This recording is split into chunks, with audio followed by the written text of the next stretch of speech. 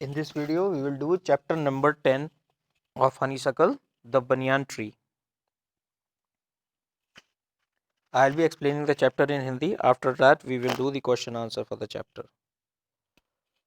Have you seen a mongoose? You have read in lesson 9 that a mongoose can fight with and kill a snake. Look at the pictures and read the lines given along with them. क्या आपने एक नेवला देखा है? आपने 9वें अध्याय में नेवले के बारे में पढ़ा होगा और ये भी पढ़ा होगा कि वह सांपों से लड़ सकता है। तस्वीरों को देखिए और दी हुई लाइनों को पढ़िए। The fight of the cobra and the mongoose is a classic drama often seen in India, and the outcome is largely the same. The mongoose is not immune to the venomous bite, but is faster and quicker in motion than the snake. The cobra assumes a posture of defense and attempts to reach the animal by a sweeping strike, but the quick moving mongoose jumps out of reach and comes at the snakes from another direction. सांप और नीवले की लड़ाई भारत में बहुतायत में देखने को मिलती है और हर बार इसका अंत एक ही होता है। नेवले सांपों के जहर से बच नहीं सकते, लेकिन वो बहुत तेज और चालाक होते हैं सांपों के मुकाबले। नाग हमेशा एक ही स्थिति में रहते हैं और बार बार नेवले पर हमला करने की कोशिश करते हैं आगे बढ़कर, लेकिन तेजी से भागने वाला नेवला इधर उधर कूद जाता है और सांप पर दूसरी ओर से हमला करता है। Before the snakes can get into striking position again, this constant movement tires and discourages the snakes, and the mongoose is finally able to leap in closely and bury its teeth in the snake's neck, usually severing the joints of its vertebrae.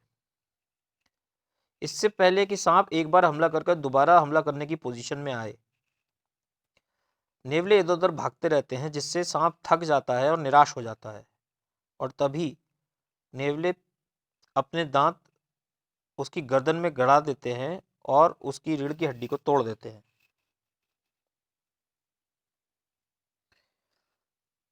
You must have seen a banyan tree. This is a story about what the author saw as a young boy when he was sitting in an old banyan tree in his grandmother's house. आपने बरगद का पेड़ देखा होगा। ये कहानी लेखक ने तब लिखी थी जब वह एक छोटा लड़का था और वह अपने दादाजी के घर में बरगद के पेड़ के नीचे बैठा था। Though the house and grounds belonged to my grandparents, the magnificent old banyan tree was mine, chiefly because grandfather at 65 could not longer climb it. जबकि घर और यहाँ का मैदान मेरे दादा और दादी का था, लेकिन ये बहुत प्यारा पुराना बरगद का पेड़ ये मेरा था। इसका मुख्य कारण ये था कि दादाजी 65 साल के थे और अब पेड़ पर नहीं चढ़ सकते थे। Its spreading branches, which hung to the ground and took root again, forming a number of twisting passages, gave me endless pleasure. Among them were squirrels and snails, and the butterflies. The tree was older than the house, older than grandfather, as old as Dehradun itself. I could hide myself in its branches behind thick green leaves and spy on the world below. इसकी लंबी चौड़ी टहनियाँ जो नीचे ज़मीन तक छू रही थीं और इसकी जड़ों तक जा रही थीं, उन्होंने बहुत सारे घुमावदार रास्ते बना रखे थे, जिससे मुझे बहुत खुशी होती थी। उसके बीच में गिलहरियाँ और कुछ और कीड़े भी थे और तितलियाँ भी। पेड़ बहुत पुराना था, वह घर से भी पुराना था, दादाजी से भी पुराना, यहाँ तक कि उतना पुराना जितना कि देहरादून खुद था। मैं खुद को इसकी टहनियों में पत्तियों के बीच छुपा सकता था और नीचे पूरे संसार पर नजर रख सकता था। My first friend was a small grey squirrel, arching his back and sniffing into the air. He seemed at first to resent my invasion of his privacy, but when he found that I did not arm myself with a catapult or air gun, he became friendly. And when I started bringing him pieces of cake and biscuit, he grew quite bold and was soon taking morsels from hand. Before long, he was delivering into my pockets. He was delving into my pockets and helping himself to whatever he could find. He was a very young squirrel, and his friends and relatives probably thought him foolish and headstrong for trusting a human. मेरी पहली दोस्त एक भूरे रंग की गिलहरी थी जो कि हवा में कुछ सूंघती हुई पहली बार तो उसे ऐसा लग रहा था जैसे कि मैंने उसके क्षेत्र में घुसकर गलत कर दिया। लेकिन जब उसने धीरे धीरे देखा कि मेरे पास कोई गुलेल या एयरगन नहीं है तो वो मुझसे दोस्ती करने लगी और मैं उसके लिए केक और बिस्कुट के टुकड़े लाने लगा। धीरे धीरे वो मुझसे बहुत घुल मिल गई और वो मेरे हाथ से भी खाना लेने लगी। ज़्यादा समय नहीं लगा जब वो मेरी जेब में घुसकर उसे जो भी खाने के लिए मिलता वो ले लेती थी। वह बहुत ही छोटी गिलहरी थी और उसके दोस्त और रिश्तेदार सोचते थे कि वो शायद मूर्ख है जो कि एक मनुष्य से मिलने जाती है। In the spring, when the banyan tree was full of small red figs, birds of all kinds would flock into its branches. The red bottomed bulbul, cheerful and greedy parrots, myna and crows, squibbling with one another. During the fig season, the banyan tree was the noisiest place in the garden. और बसंत ऋतु में जब बरगद के पेड़ पर छोटे छोटे अंजीर लगने लगे थे, छोटे छोटे लाल रंग के फल लगने लगे थे, हर तरह की चिड़ियाँ उसकी शाखाओं पर आने लगी थी, जैसे कि लाल पेट वाली बुलबुल, शोर मचाने वाले और लालची तोते, मैना, कौवे जो एक दूसरे से लड़ते रहते थे। इस पूरे फलों के सीजन में बरगद के पेड़ पर बहुत ही शोर मचा रहता था पूरे बगीचे में। Halfway up the tree, I had built a crude platform where I would sit the afternoon when it was not too hot. I could read the propping myself up against the tree with a cushion from the living room. Treasure Island, Huckleberry Finn, and the story of Dr. Dolittle were some of the books that made up my banyan tree library. पेड़ की आधी ऊंचाई पर मैंने अपने लिए एक कच्चा बैठने का स्थान बना लिया था जहां मैं अपने दोपहर के बाद का समय बिताता था जब बहुत ज़्यादा गर्मी नहीं होती थी।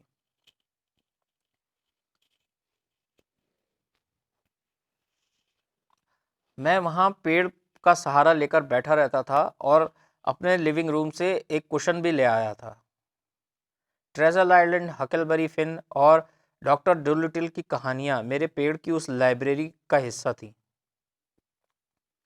When I did not feel like reading, I could look down through the leaves at the world below. And one particular afternoon, I had a grandstand view of that classic of the Indian wilds, a fight between mongoose and a cobra. जब मुझे पढ़ने जैसा महसूस नहीं होता था, जब मेरा पढ़ने का मन नहीं होता था, मैं पत्तियों से नीचे संसार को देखा करता था। और एक दोपहर के बाद के समय मुझे वो बहुत अच्छा दृश्य देखने को मिला जो भारत के जंगलों में मिलता है, एक नेवले और एक कोबरा सांप की लड़ाई।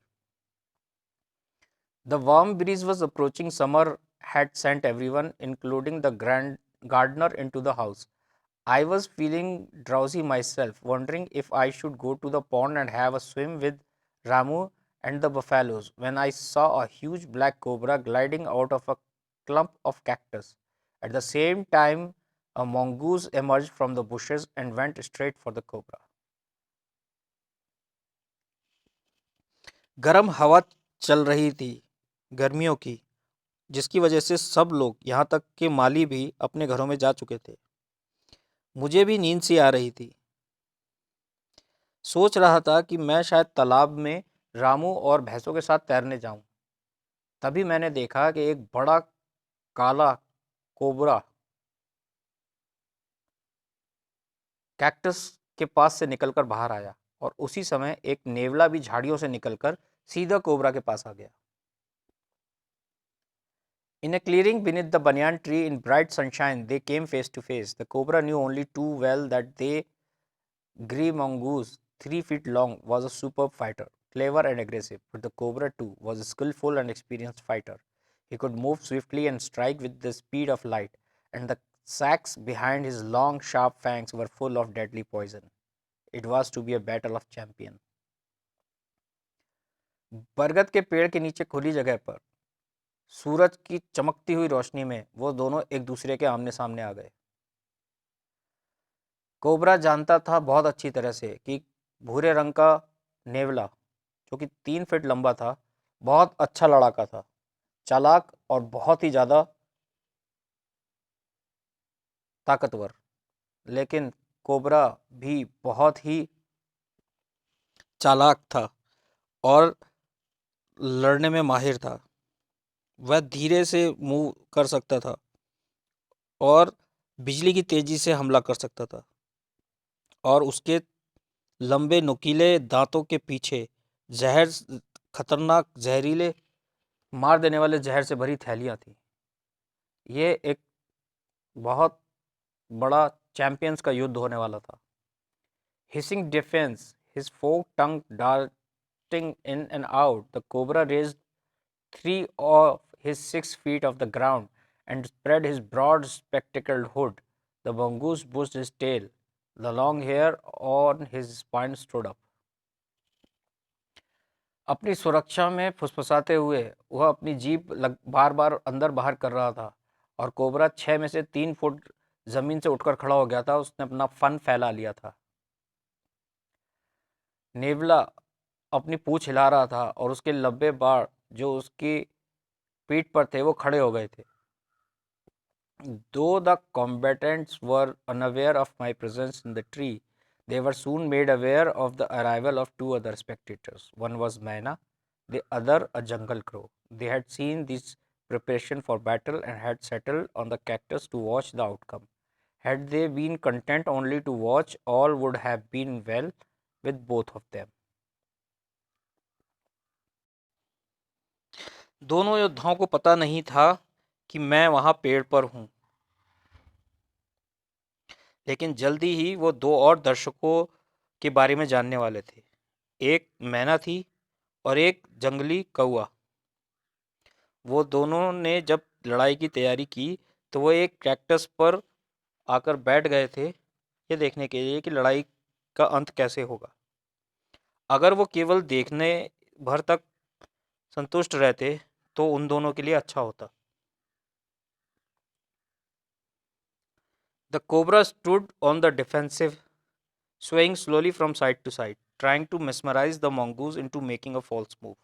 The mongoose knew the power of his opponent's glassy, unwinking eyes and refused to meet them. Instead, he fixed his gaze at the point just below the cobra's hood and opened the attack. Cobra सुरक्षा की स्थिति में खड़ा था और धीरे धीरे इधर उधर घूम रहा था। वो नेवले को ये दिखाने की कोशिश कर रहा था कि जैसे वो जानता नहीं हो, ताकि नेवला कोई गलती करे। लेकिन नेवले को भी उसके प्रतिद्वंदी की ताकत के बारे में पता था और उसकी चमकती हुई आंखों के बारे में भी, और वो उसमें नहीं देख रहा था, बल्कि उसने अपनी आंखें उसके फन के नीचे की ओर गड़ा रखी थी और उसने हमला कर दिया। Moving forward quickly until he was just within the cobra's reach, the mongoose made a pretend move to one side. Immediately the cobra struck. His great hood came down so swiftly that I thought nothing could have saved the mongoose, but the little fellow jumped neatly to one side and darted in as swiftly as the cobra, biting the snake on the back and darting away again out of reach. धीरे धीरे आगे बढ़ते हुए जब तक कि वो सांप की पहुंच में आया, नेवले ने ऐसा दिखाने की कोशिश की जैसे वो एक तरफ हमला करने वाला है। तभी उस तरफ सांप ने हमला कर दिया। उसका फन इतनी तेजी से नीचे आया था कि मुझे लग रहा था कि अब नेवले को कोई नहीं बचा सकता। लेकिन वह छोटा सा जानवर तुरंत दूसरी तरफ कूद गया और तेजी से सांप पर हमला किया और सांप की पीठ पर काटते हुए दूसरी तरफ पहुंच गया और उसकी पहुंच से बाहर हो गया। At the same moment that the cobra struck, the crow and the myna hurled themselves at him, only to collide heavily in midair. Shrieking insults at each other, they returned to the cactus plant. A few drops of blood glistened on the cobra's back. उसी समय जब सांप ने हमला किया था, कौवे और मैना ने भी उस पर हमला कर दिया और वो हवा में एक दूसरे से टकरा गए और एक दूसरे की तरफ बुरी तरह से देखते हुए वो लोग कैक्टस प्लांट पर वापस पहुंच गए। सांप की पेट से थोड़ा सा खून निकल आया। The cobra struck and missed again. The mongoose sprang aside, jumped in a bit. Again, the birds dived at the snake, bumped into each other and stayed, and returned shrieking to the safety of the cactus. Cobra ने फिर हमला किया लेकिन बेकार गया। नेवला कूद कर फिर दूसरी तरफ चला गया, कूदा और फिर से उसे काट लिया। दोबारा चिड़ियों ने फिर से हमला किया लेकिन वो दोनों एक दूसरे से टकरा गई और वापस कैक्टस पर सुरक्षित पहुंच गई। The third round followed the same course as the first, but one dramatic difference. The crow and the myna, still determined to take part in the proceeding, dived at the cobra, but this time they missed each other as well as their mark. The myna flew on the reach its perch, but the crow tried to pull up in the midair and turn back. In the second that it took the bird to do this, the cobra whipped his head back and struck with great force, his snout thudding against the crow's body. तीसरा round भी पहले की तरह ही था, लेकिन इस बार में कुछ नाटकीय परिवर्तन आए। कौवा और मैना, जो कि इस लड़ाई में भाग लेना ही चाहते थे, उन्होंने सांप पर हमला किया, लेकिन इस बार वे एक दूसरे से टकराए नहीं। मैना उड़कर दूसरी तरफ पहुंच गई, लेकिन कौवा जो बीच रास्ते से वापस मुड़ा था, एक सेकंड में, जो कि इस चिड़िया को लगा वापस मुड़ने में, कोबरा ने अपना सर उसके ऊपर टकरा दिया और वह अपने दांत कौवे के अंदर गड़ा दिए। I saw the bird plunging nearly 20 feet across the garden. It fluttered about for a while, then lay still. The myna remained on the cactus plant, and when the snake and the mongoose returned to the fight, very wisely decided not to interfere again. The cobra was weakening, and the mongoose, walking fearlessly up to it, raised himself on his short legs and with a lightning snap had the big snake by the snout. The cobra writhed and lashed about in a frightening manner and even coiled itself about the mongoose, but to no avail. The little fellow hung grimly on until the snake had ceased to struggle. He then smelled along its coiling length, gripped it round the hood, and dragged it into the bushes.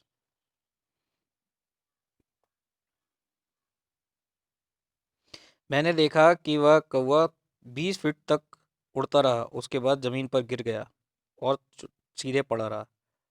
मैना cactus के पौधे पर बैठी रही और जब सांप और नेवला लड़ाई में वापस लौटे तो बुद्धिमानी दिखाते हुए मैना ने दोबारा बीच में न पड़ने का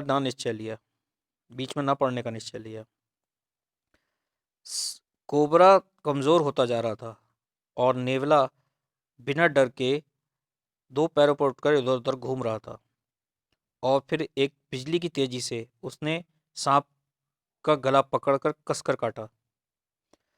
सांप ने अपने आप को उस नेवले के ऊपर लपेट लिया, लेकिन कोई फायदा नहीं हुआ। वह छोटा सा जानवर कसकर सांप को काटता गया और उसे मार दिया और उसे खींचकर झाड़ियों में ले गया। The myna dropped cautiously to the ground, hopped about peered into the bushes from a safe distance, and then with a shrill cry of congratulation flew away.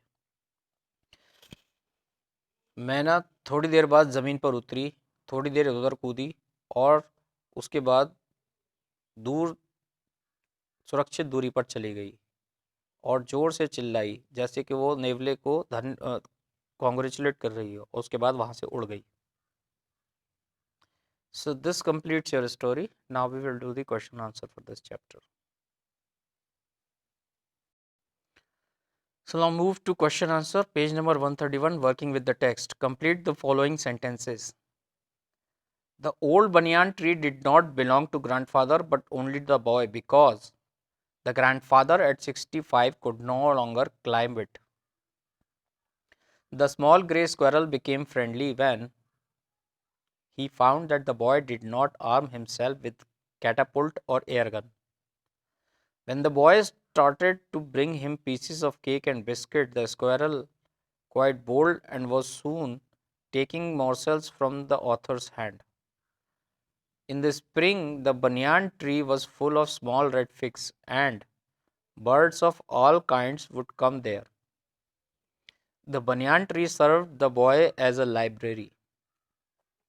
The young boy spent his afternoon in the tree when it was not too hot. B. Answer the following question. It was to be a battle of champions. What quality did the two champions have? Pick out words and phrases from the paragraph above the lines in the text and write them down. So, for mongoose, A. Super fighter. B. Clever. C. Aggressive. Cobra. A. Skillful. B. Experienced. C. Swift. Question number 2. What did the cobra and the mongoose do to show their readiness for the fight? To show its readiness for the fight, the cobra hissed defiance, his forked tongue darting in and out. It raised 3 of its 6 feet off the ground and spread its broad and spectacled hood. The mongoose bushed his tail. The long hair on his spine stood up. Who were the two other spectators? What did they do? Did they watch or did they join the fight? The other two spectators were a jungle crow and a myna. They settled on a cactus to watch the outcome, but they did not just watch, they tried to join the fight by hurling themselves at the cobra. Read the description below of what the snake did and what the mongoose did. Arrange their actions in the proper order.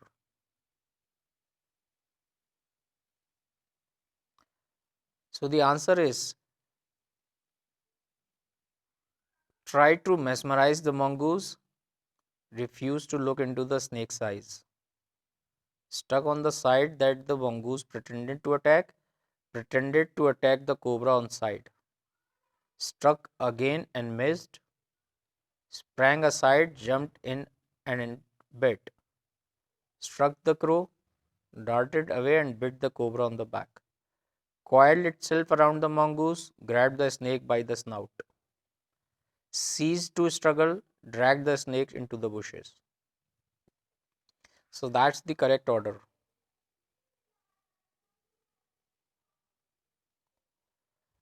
Question number 4, part 1. What happened to the crow in the end?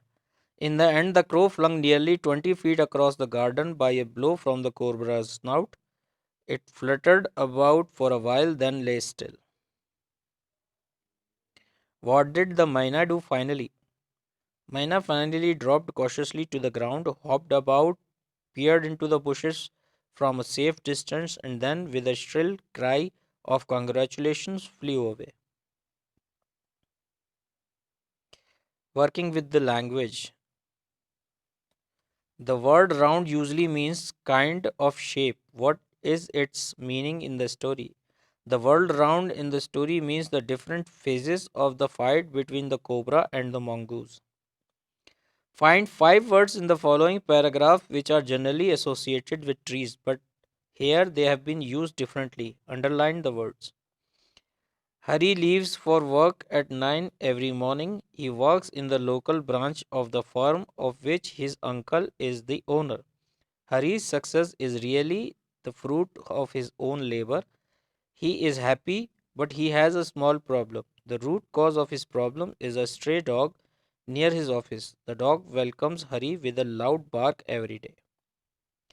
So the answer is leaves, branch, fruit, root, and bark.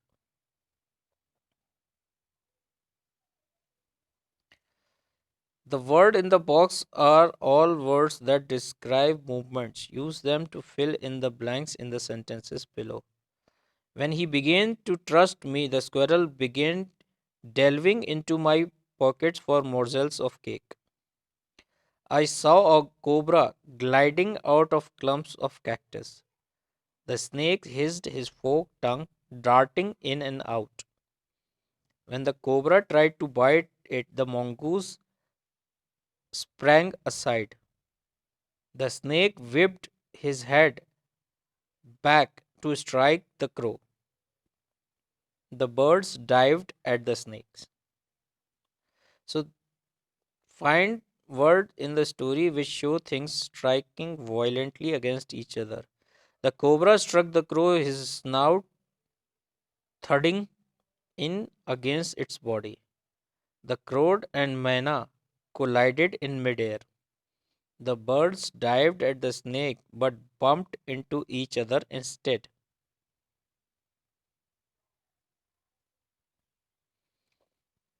So, this completes your chapter number 10 of Honeysuckle. We will do the next chapter in our next video. Thank you.